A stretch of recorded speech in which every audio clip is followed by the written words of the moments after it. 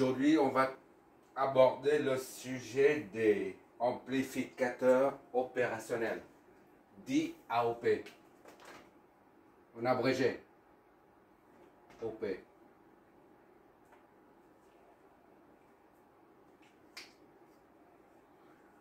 Là, on a devant soi la structure interne d'un simplifié, d'un circuit AOP.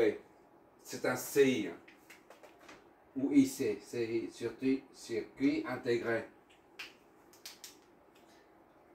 C'est un circuit simplifié. Il y a d'autres composants. Là, on voit ici, il y a V-, V-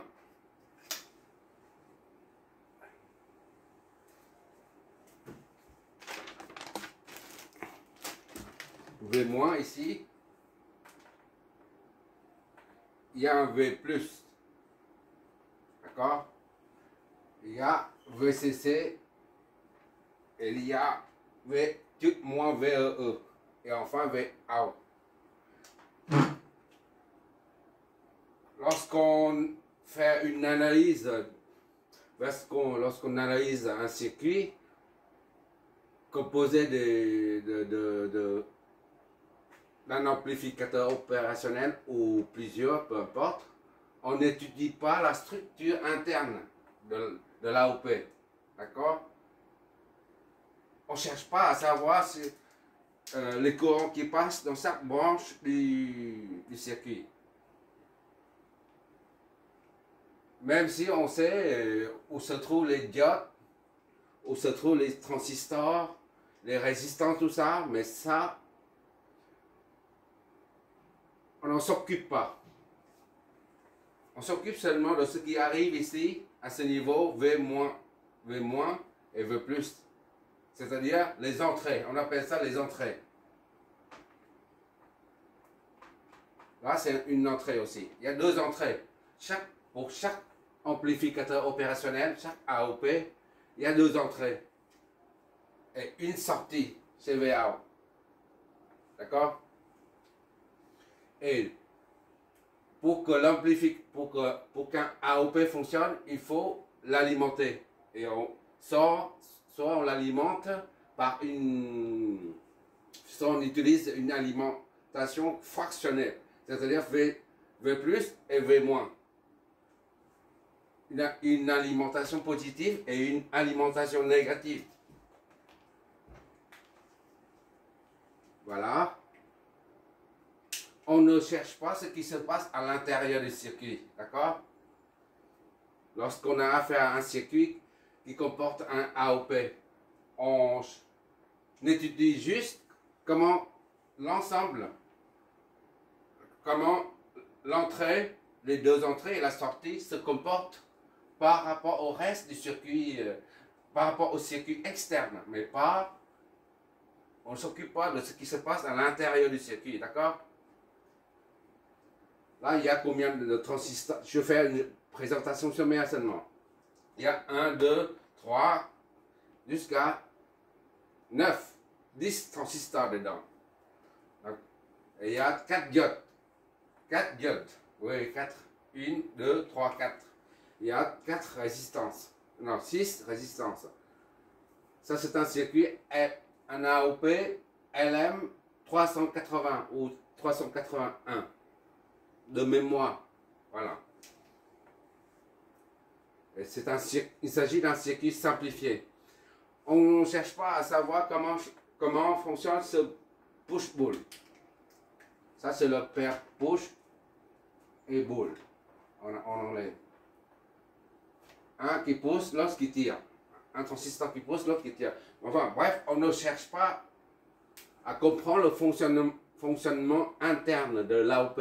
D'accord? Tout ce qu'on doit savoir, c'est ce qu'on injecte dedans. Ce qu'on injecte, on injecte une tension ici et une autre ici. D'accord? Et la différence des deux, on appelle la différentielle. C'est pour ça on dit la différence, on dit amplificateur différentiel. Et là, c'est à partir de ces deux signaux qui entrent, on recueille à la sortie VA, qui est amplifié d'un coefficient dit A.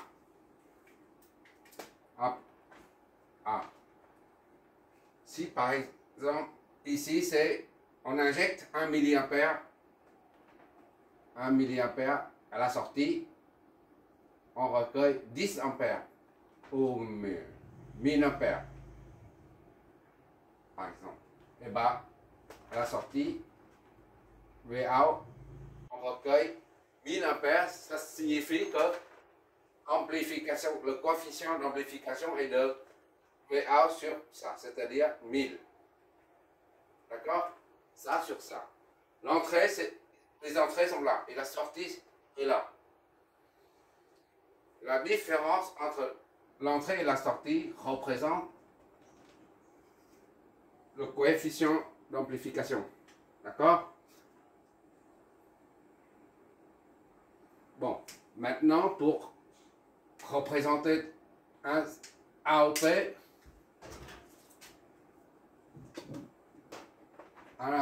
ce que c'est un CI là, vu en perspective, c'est pas en échelle là. Je préfère. Normalement c'est comme ça. Voilà. Et les pattes. Voilà, j'ai aplati un peu. C'est pas en échelle, c'est un LM, c'est un amplificateur, un AOP LF 411.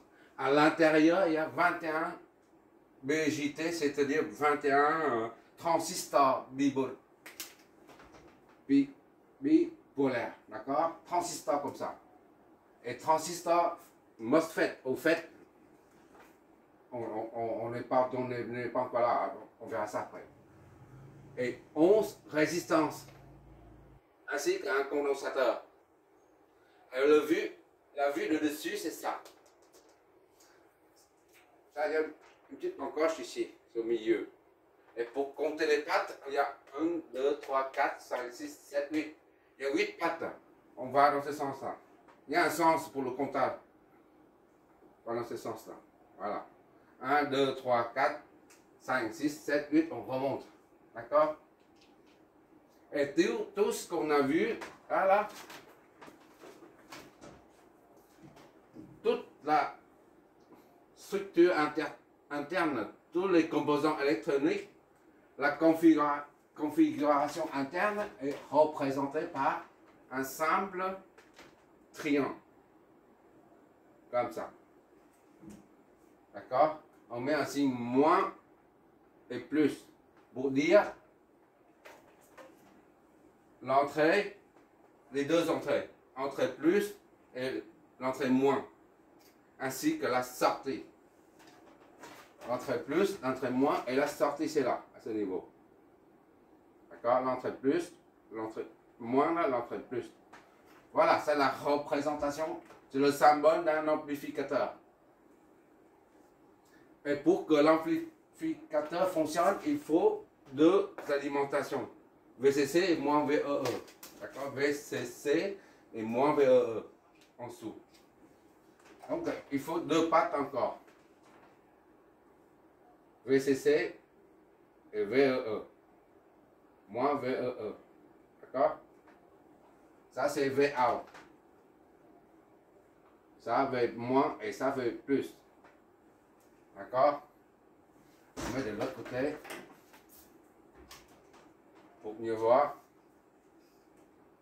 L'ensemble de la structure interne de l'AOP est représenté par un triangle. Voilà. Et je reprends juste. Hein, juste. L'entrée moins est désignée par un signe moins. L'entrée plus par un signe plus. Voilà. Et la sortie, c'est ici. Ça, c'est le point ici, là. Le point ici, là. On remet là. Et le point ici, le rond, là. Pour connecter avec le monde extérieur. Et la sortie, ça, ce rond, là, c'est ici. Ah. Moins, V plus. Voilà. Et deux alimes, V plus, CC, plus VCC et moins VCC EE. D'accord? Or, il y a 8 pattes. Nous, on est en présence de... jusqu'à présent que 5. Il y a il y a 3 autres pattes pour la compensation. Mais pour notre analyse, ça c'est pour la maintenance. Pour la maintenance, il y a 2 autres pattes et une autre patte encore. Comme par exemple ce condensateur, il s'agit là d'un condensateur de compensation. Ça c'est le décalage, pour régler le décalage offset. Décalage offset. Parce que c'est en anglais ça, offset je crois, c'est comme ça. On dit en français c'est décalage. Pour le LM 380, ça, on peut régler ça, ça peut varier entre, je crois c'est 10 décimètres par D4 je crois. Mais enfin, bref, on n'entre pas dans les détails. Par D4. On verra ça lors de l'étude des diagrammes de Bode. Pour l'instant, on n'entre pas dans les... on ne fait pas de zoom à l'intérieur. On ne va pas zoomer dedans. Ce qui se passe dedans, on ne cherche pas à comprendre. On a juste besoin de ça. Il y a une autre patte encore. Ça fait 8 ensemble, il y a 8 pattes, d'accord? Et on remet ça dedans. Voilà. C'est ça un amplificateur.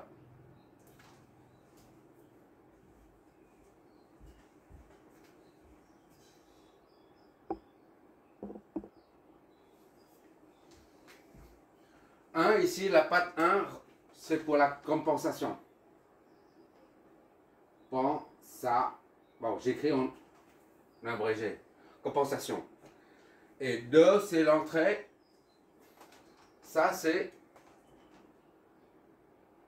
Ensuite, la norme standard. C'est-à-dire, si tu prends un CI, un AOP, et tu dois savoir ici, la première patte représente la compensation. D'accord? Et la deuxième patte, ça va t'amener à l'entrée inverseuse. L'entrée moins, si tu préfères. Ou l'entrée inverseuse. On verra ça après. Ça, entrée inverseuse. Ou V-. Tu sais tout de suite, ici, 2, c'est V-. Et 3, c'est entrée non inverseuse. D'accord? V plus. 3, savoir ici. Là, je reprends ici, c'est la structure interne. On ne cherche pas à mettre, à redessiner tout ça dedans, mais juste un triangle pour représenter toutes les composantes de l'AOP. Et le 4, c'est ici, ça, c'est moins VEE. C'est-à-dire l'alimentation doit être alimentation négative. Négative. D'accord?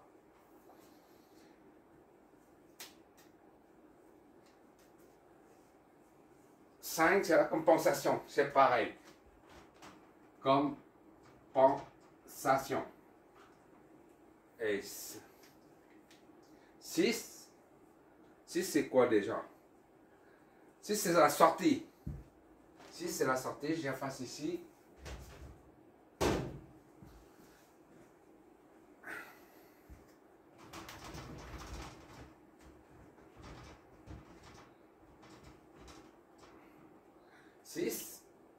On a dit VA, c'est la sortie. 6, c'est ici. C'est sortie.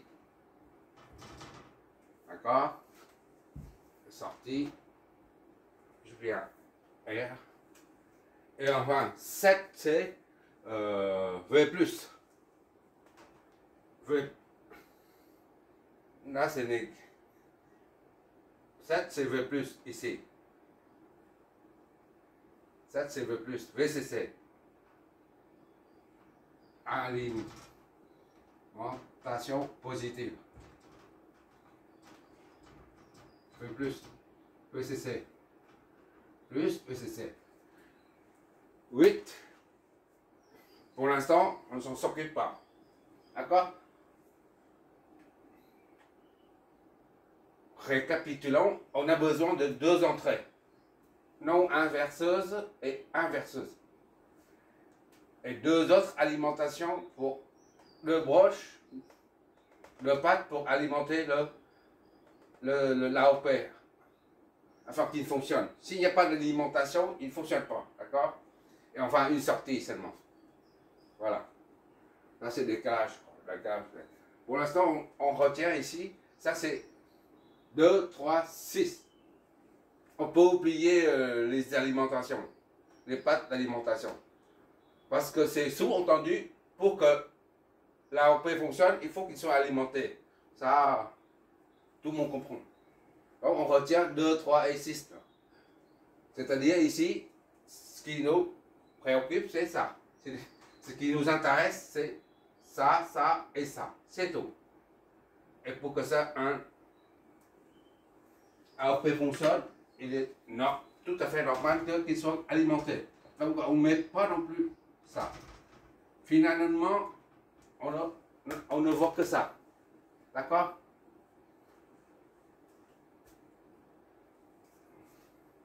Oui, un amplificateur, j'ai mis ici, puisque les composants électroniques fonctionnent à une certaine cadence. Ils sont limités en fréquence. C'est pour ça, un amplificateur opérationnel est toujours désigné avec la fréquence de fonctionnement normale. Ici, en l'occurrence, pour LM380 ou 381, c'est 75 kHz. Et le VCC, là, c'est de 9, l'alimentation positive est de 9 à 40 volts. Et le gain oh, c'était un exemple, hein. Mais le gain de ce circuit LM380, c'est de 100 décibels. Quand on met les logarithmes, tout ça, on verra ça après.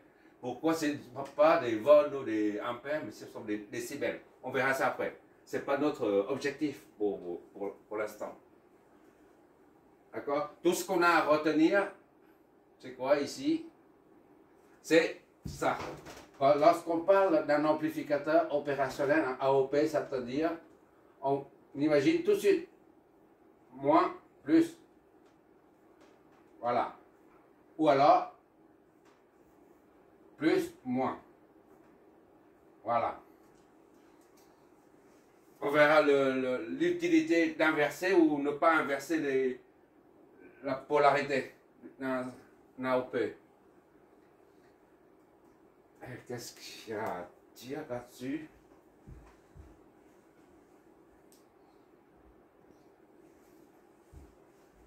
Dernière chose à propos des AOP, c'est que lorsqu'on injecte un signal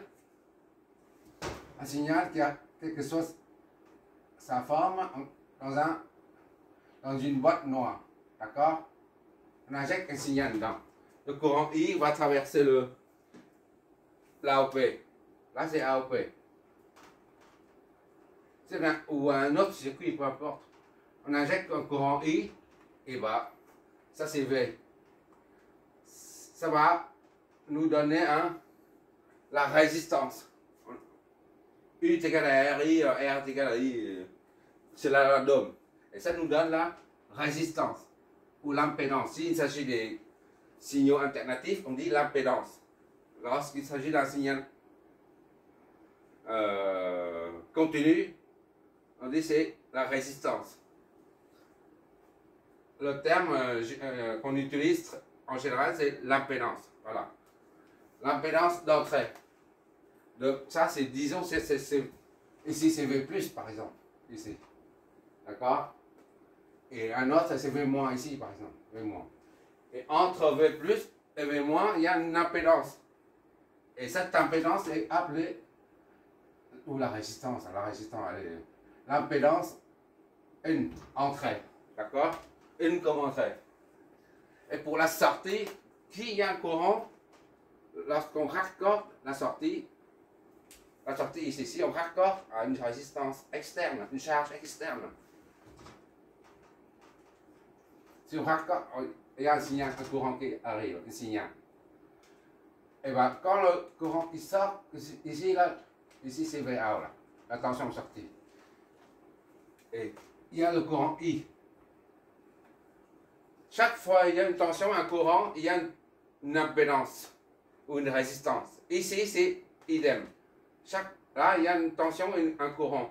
Donc, obligatoirement, il y a une impédance D A. L'impédance de sortie de l'AOP. D'accord? C'est l'impédance d'entrée de l'AOP. Là, c'est l'impédance de sortie. D'accord? Et pour un AOP, l'impédance d'entrée est en général, tu vois là, on arrête dedans. Il y a beaucoup de composants.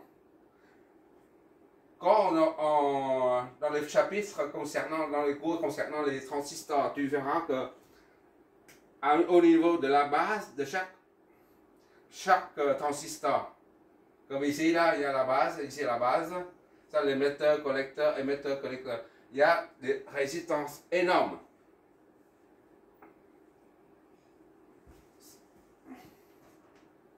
Et comme ici là, il y a, d'accord, la sortie là. Bon, c'est pas en général, c'est tout le temps c'est comme ça. C'est-à-dire, l'impédance d'entrée est très grande. Très grande. Et l'impédance de sortie est très petite. Voilà, ça, il faut retenir ça. Je reprends, on injecte un signal dans l'AOP via deux entrées, V+, et V-, d'accord? Il en résulte une impédance. À partir de la loi d'Ohm, on en déduit l'impédance d'entrée. Puisqu'il s'agit d'un signal d'entrée, donc, et par conséquent, l'impédance, c'est l'impédance d'entrée. Et à la sortie, comme il y a un courant, il y a une tension de sortie, cela crée une impédance, comme en haut. Et on l'appelle l'impédance de sortie. Et pour un AOP, l'impédance d'entrée est très grande. Vu la configuration du circuit, vu le composant électronique, vu le résistant, tout ça là, l'impédance d'entrée est très grande. Et l'impédance de sortie est très petite par rapport à ça. ZOut est petit par rapport à ça. D'accord? Par exemple, ici, c'est Zin, c'est 200 K, par exemple. 200 kΩ. Et bien, Zout, c'est 100 ohms. Ça fait 200 000 divisé par 100, ça donne comme 200 000 divisé par 100.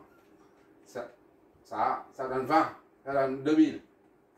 C'est-à-dire, l'impédance d'entrée est 2000 fois plus grande que l'impédance de sortie VA. D'accord. Il n'y a que ça à retenir pour un amplificateur opérationnel AOP. Et quoi d'autre?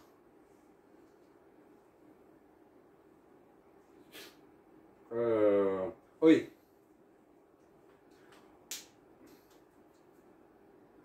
On va, tout ça là, tout ce qui est à l'intérieur, va produire un courant I qui sort. D'accord? C'est-à-dire tout ça là va produire un courant I à partir de les signaux qui rentrent ici. Et ça va fabriquer, l'ensemble de ça va fabriquer un courant I qui sort. Et l'ensemble de ce circuit est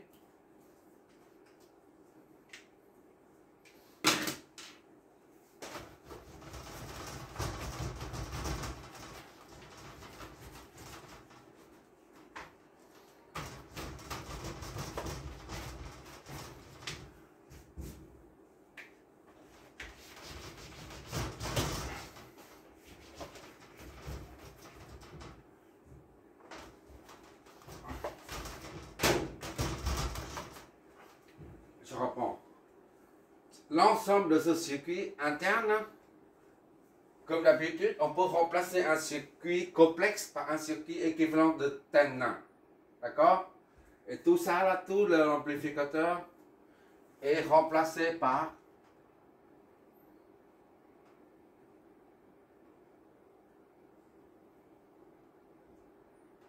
un circuit équivalent de Thevenin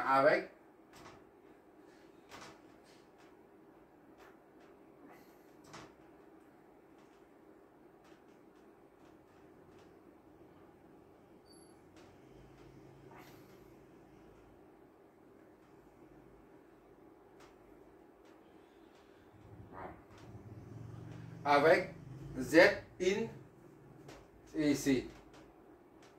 Et ça c'est Z out, c'est là. Et enfin, qui dit ce qui est équivalent de Thevenin, il dit source de tension dépendante, VTH. D'accord? Ça c'est V-, ça c'est V+. Ici.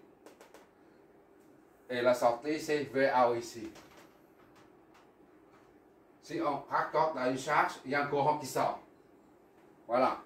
Là, c'est le circuit équivalent de Thevenin qui est à vide. D'accord? Ici, et là, c'est la même chose. Quand l'AOP est à vide, on cherche, ça change. Voilà, c'est en résumé, l'ensemble du circuit, la structure interne, l'ensemble du circuit est représenté par ce circuit-là. Une impédance d'entrée et une impédance de sortie raccordée à une source de tension dépendante qui est une tension équivalente de Thevenin. On a bien vu que quelle que soit la complexité du circuit, on peut remplacer le circuit par un circuit équivalent de Thevenin. Voilà, c'est tout ce qu'on a. Et ici, on peut éventuellement dire c'est VD. D'accord? C'est la différence des deux. Différent des deux. Voilà. Et je ne me sers jamais. On n'a pas à calculer la différence des deux.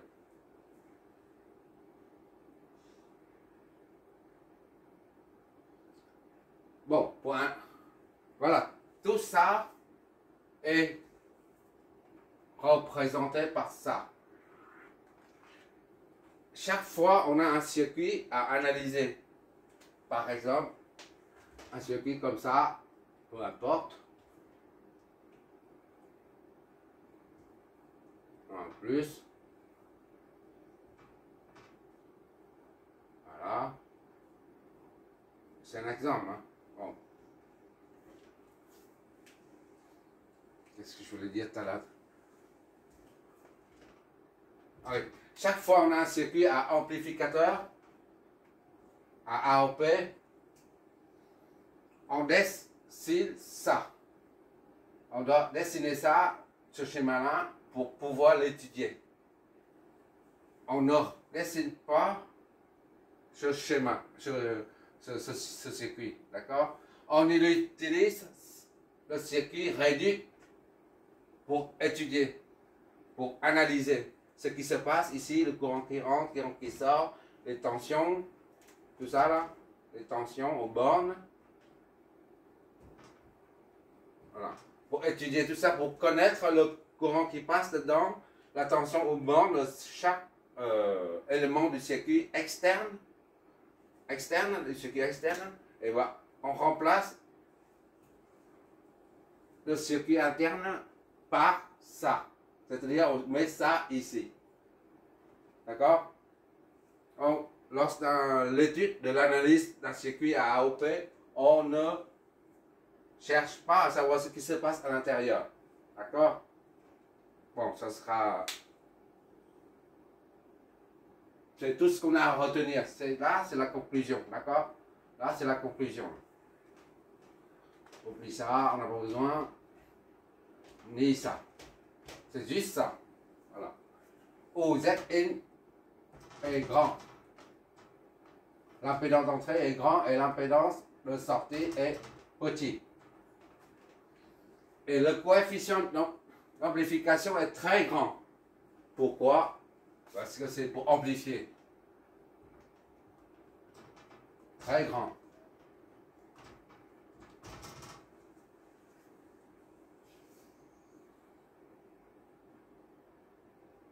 Bon, on va faire un exemple d'application.